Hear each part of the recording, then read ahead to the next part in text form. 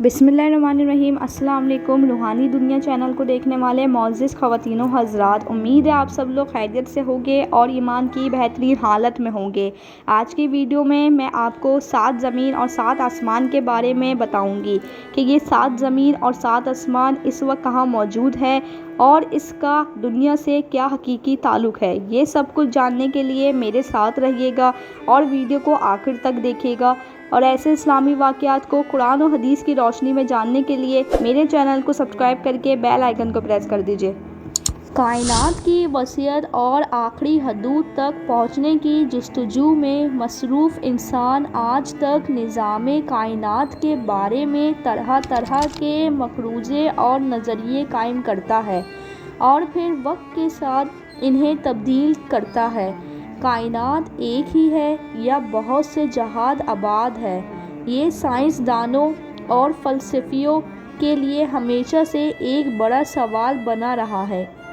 इस हवाले से कुरान मजीद में वाज़ह इशारे मौजूद हैं जिनसे ये मालूम होता है कि दुनिया सिर्फ़ यही नहीं जिसमें हम रहते हैं, बल्कि ज़मा और मकान की और भी दुनियाएं आबाद हैं।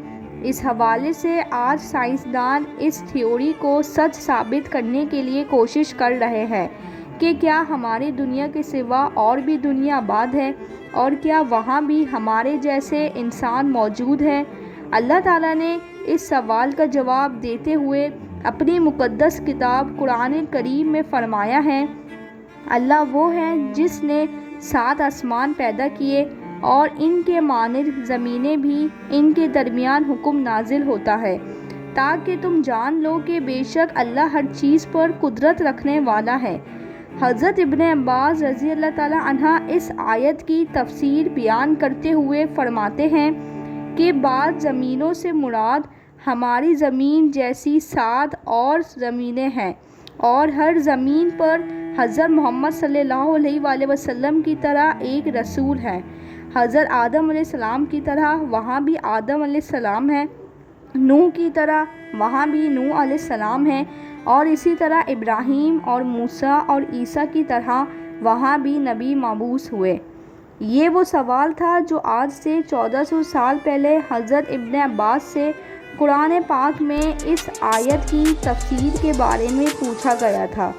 आज साइंस के मुताबिक बेशुमार दूसरे सियारे और सूरज की तरह दूसरे सितारे कायनात में बिखरे पड़े हैं और हमारा निज़ाम शमसी इस पूरी कायनात का सिर्फ एक छोटा सा टुकड़ा नहीं। दरअसल साहिल समंदर पर रेत के ज़र्रात कम हैं, मगर कायनात में प्लैनेट सितारे की तादाद काफ़ी ज़्यादा है। लेकिन अगर कुरान करीम की इस आयत की बात की जाए तो उलमा के नज़दीक मुख्तलिफ नज़रियात और राय पाई जाती है।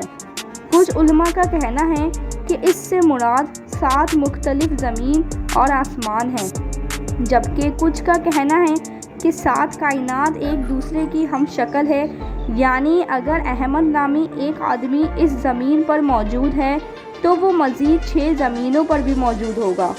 सूफियाए कराम के यहाँ भी 7 ज़मीन और आसमान और आदम अलैहिस्सलाम और हव्वा का तसव्वुर मिलता है।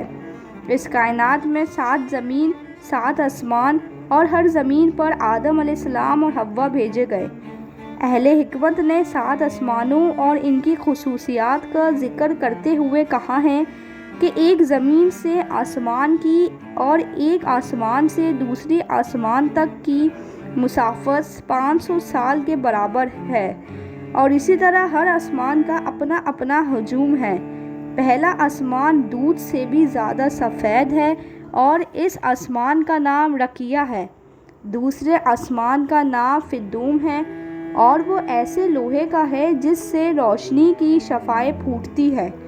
तीसरे आसमान का नाम मलकूत है और वो तांबे का है।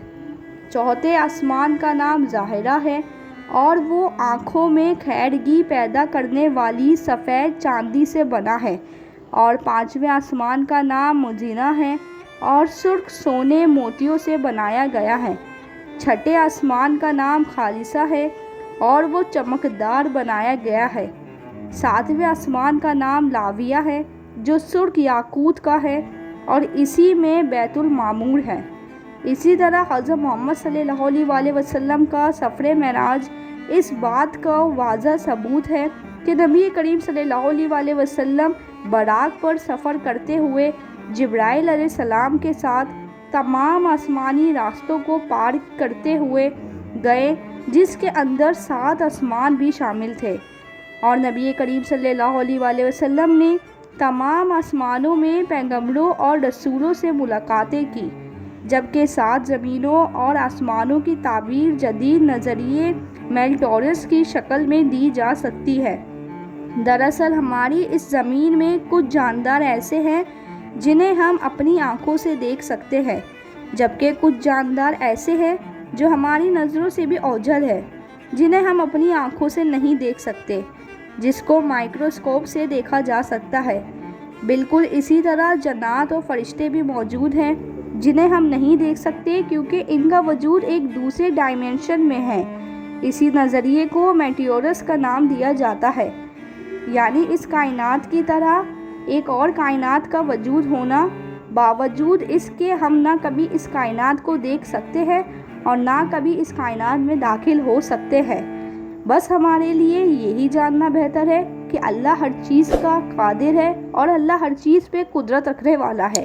سبحان اللہ۔ میری آج کی ویڈیو دیکھنا اور سننا آپ کو اچھا لگا ہو تو ایسے اسلامی واقعات کو قرآن و حدیث کی روشنی میں جاننے کے لیے چینل کو سبسکرائب کر کے بیل آئیکن کو پریس کر دیجیے گا۔ مجھے دیجیے اجازت، ملتی ہوں آپ سے اگلی ویڈیو میں۔ اپنا بہت خیال رکھیے گا۔ اللہ حافظ۔